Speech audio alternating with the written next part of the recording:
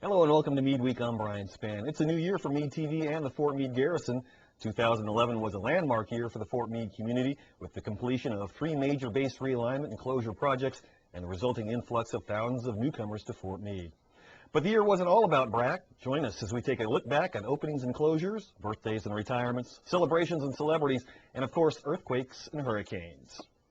It was a big year for the USO, celebrating their 70th anniversary in February. 7007A Baker Street hosted the local 70th anniversary cake cutting last week. Fort Meade's USO coordinator, Queen Waddell, says that they're always looking for new ideas and programs, and the best way to get involved is to just stop by. First Army got new leadership in March.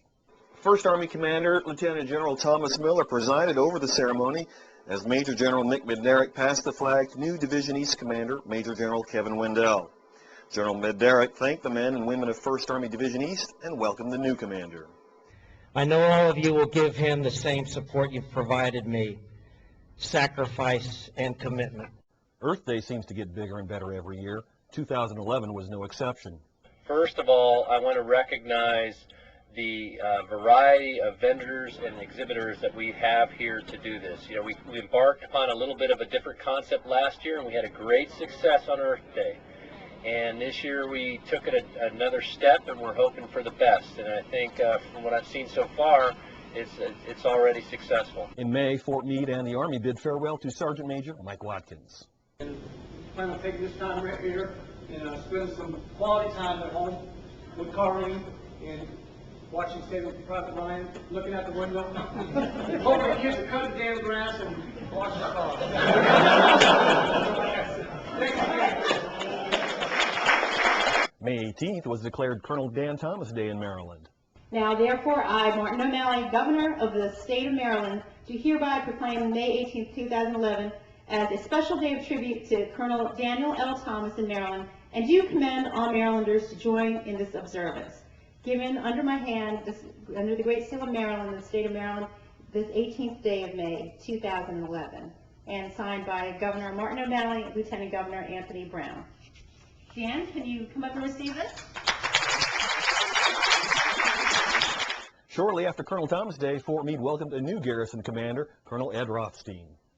Thanks to all my leaders, peers, friends, and subordinates throughout my career and mentoring me along the way. Once again, I intend to apply these values and work ethics during my tenure here at Fort Meade.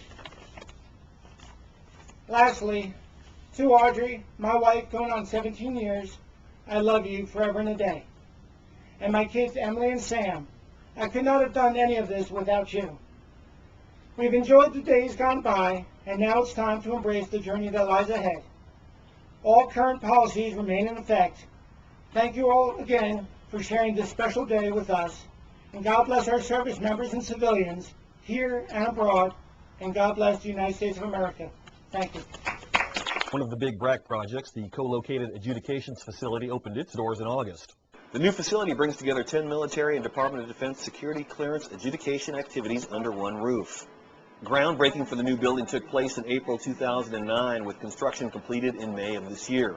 The adjudications activity brings 760 new employees to Fort Meade. Guest speaker Maryland Senator Ben Cardin said Fort Meade is the place to be. The location here couldn't be better. Secretary Schneider mentioned the alphabet organizations. Well, let me just mention NSA, of course, located right here, CIA located a short distance away, FBI, etc. All will benefit from having the consolidated agencies located under one roof. August was perhaps more memorable for other reasons for Fort Meade residents, as Maryland experienced the biggest recorded earthquake in its history. The quake registered 5.8 on the Richter scale and was felt as far north as Canada and as far south as North Carolina. In all of the heightened tension surrounding the arrival of Hurricane Irene, it's almost been forgotten that the week started out with the rarest of natural events in this part of the country, an earthquake, 5.8 on the Richter scale. Centered near Charlottesville, Virginia, the earthquake was felt as far north as Canada. Here at Fort Meade, folks evacuated office buildings and schools. Here's video of Pershing Hill students being evacuated Tuesday afternoon. The building safely, down the stairs, exit out through the front doors. This way. Thank you very much. We also managed to catch up with a distant employee who gave us her reaction. 5 seconds on my way. screaming, and yelling, but we all made it out safe, so thank God. Hope that doesn't happen again. A newly named Secretary of Defense, Leon Panetta, visited Fort Meade to help put the finishing touches on the Kaboom playground. The SecDef was by no means a bystander during the event. He rolled up his sleeves and went to work. These poles aren't going anywhere. The Uniformed Services Blood Program stages a blood drive each month on post. September's events attracted some ravens. Donors showing up at this month's blood drive got an extra treat, a visit from 3 members of the Baltimore Ravens, second-year defensive tackles Terrence Cody and Arthur Jones, plus rookie wide receiver Tannen Doss. The Ravens, while not there to give blood, mingled with soldiers and family members and also signed dozens of photographs. Put your number on them. There's something different. The Lanes and the Armed Services Blood Program team up every month. Who knows who might show up next time. October also saw a visit from Miss America 2011, 18-year-old Teresa Scanlon. Here, let me sign one of these for you as well. Oh, thank you. You do have a lot of Sharpies. Garrison Commander Colonel Ed Rothstein spoke with Miss Scanlon about her knowledge of the military. You know, the Midwest, a lot of kids from the Midwest go into the military, and a lot of from my graduating class in high school, all of that. And yet we don't really have, since we don't have a lot of forts and bases there, we don't have that kind of support for them. And so it's great to be here and be able to work with a very strong USO and visit the actual forts and bases. Armed Forces Radio, American Forces Network, Stars and Stripes, the Pentagon Channel. These are just a few of the agencies that came together under one roof when the Defense Media Activity opened its doors in October.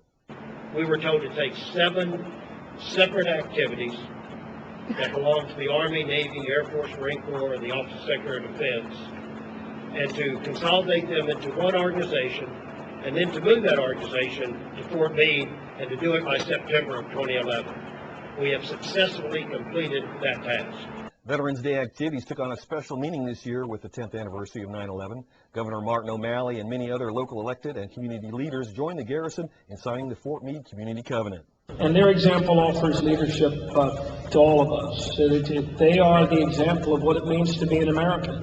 You know, there's a big difference between what it means to be a citizen of the United States and what it means to be a member of Sam's Club.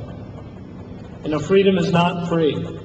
Our quality of life that other generations have fought and lived and worked and died for us to have is not something that we should ever take for granted. Our men and women in uniform don't take that for granted, nor do we take them for granted. They are the core of what makes us the compassionate, caring, and generous country that we are. Army-Navy resumed their rivalry in early December. The results of the Fort Meade game?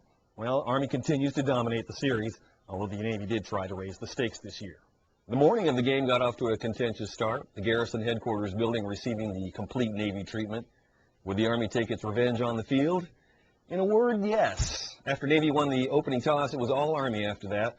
On the first drive, Army quarterback and the game MVP, Staff Sergeant Marty Hunt of the 241st MPs, weaved his way virtually the entire length of the field for a stunning 7-0 lead. After a quick change of possession, Hunt led another scoring drive, tossing this TD into the corner of the end zone. He wasn't done. Just before the end of the first half, he scored from about 5 yards out, making it 19-0 and officially a blowout. Army tacked on another second-half score, making the final 26-0, leaving Navy colors twisting in the wind. Fort Meade's combined federal campaign, or CFC, goal was to raise $400,000. That goal may need some revision next year. Fort Meade donated over $500,000 to the combined federal campaign. Yeah, I'd just like to give a special thanks to the 1,454 people who have given thus far, and also for the 110 volunteers from 89 organizations who stepped up and made a difference this year. They really do show that after 50 years, the combined federal campaign is relevant, and Fort Meade community cares. As we take a look at the base holiday tree lighting ceremony, what's ahead for 2012? For those that have been dealing with BRAC and the base expansion, it may be time to catch a breath.